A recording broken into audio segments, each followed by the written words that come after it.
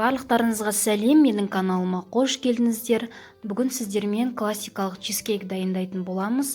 Дайындалу жолы да өте қарапайым, бірақ өте дәмді, тойымды, денсаулыққа пайдалы чизкейк.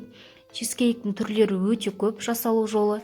Мен сіздерге өте қарапайым рецептісімен бөлісіп отырмын. Жасалу жолы да оп-оңай, міндетті түрде жасап көріңіздер. Ең бірінші печеньемізді үгітіп аламыз. Блендердің көмегімен немесе оқтаумен үгітсеңіздер болады, өз қалауларыңыз. Крекерде қоссаңыздар болады. Ең бастысы осындай біркелкі масса болғанша үгітеміз. Бөлме температурасындағы майымызды салып араластырамыз. Формамызды алдын ала дайындап қоямыз, пергамент төсейміз. Кез келген пергаменттің түрін қолдансаңыздар болады. Печеньемізді салып осындай формаға дайындап шығамыз. Жайып шығамыз. Байқасаңыздар, мен бортикте жасаған жоқпын. Егерде бортик жасайтын болсаңыздар, печеньенің көлемін ұлғайтасыздар. Менде 180 грамм, яғни 220 граммдай печенье қосасыздар. Крем дайындаймыз. Кілегеймен қант ұнтағын салып араластырамыз. Миксерлейміз. Творожный сырымызды салып 4-5 минуттай миксерлейміз. Біркелкі масса болғанша. Кукуруз крахмалын саламыз 2 ас қасық.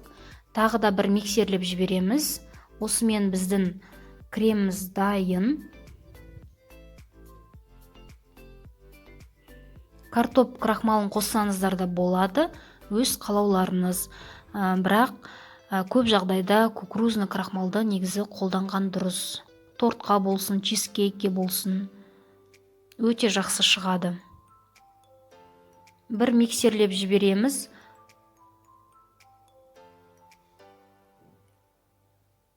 Формамызды тоңазытқыштан аламыз. Креміміздің барлығын тура осылай біркелкі етіп жағып шығамыз.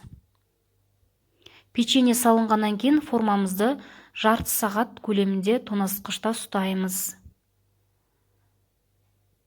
160 градуста астына осылай су құйып, мен 1 литр су құйдым, 50 минут пісіріп аламыз. Біздің чизкейкіміз әбден суығанша үстіне жағатын крем дайындаймыз. Қаймақпен қант ұнтағы немесе қантты салып осылай араластырамыз. Чизкейкіміз әбден суығаннан кейін тура видеодағыдай біркелкі етіп жайып шығамыз. Тоңазытқышта 5-6-7 сағат көлемінде қатырамыз.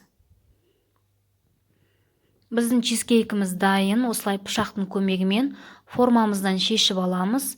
Қыздар, міндетті түрде жасап көріңіздер. Өте дәмді болып шығады.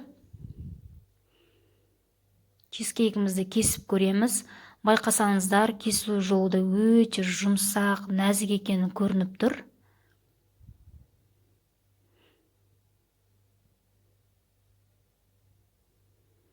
Егерде сұрақтарыңыз болатын болса, комментарияға жазыңыздар, міндетті түрде жауап беремін. Менің инстаграм парақшама да тіркеліп қоюды ұмытпаңыздар. Алдағы уақытта торттардың және осындай пирогтардың өте керемет рецепттермен бөлісетін боламын.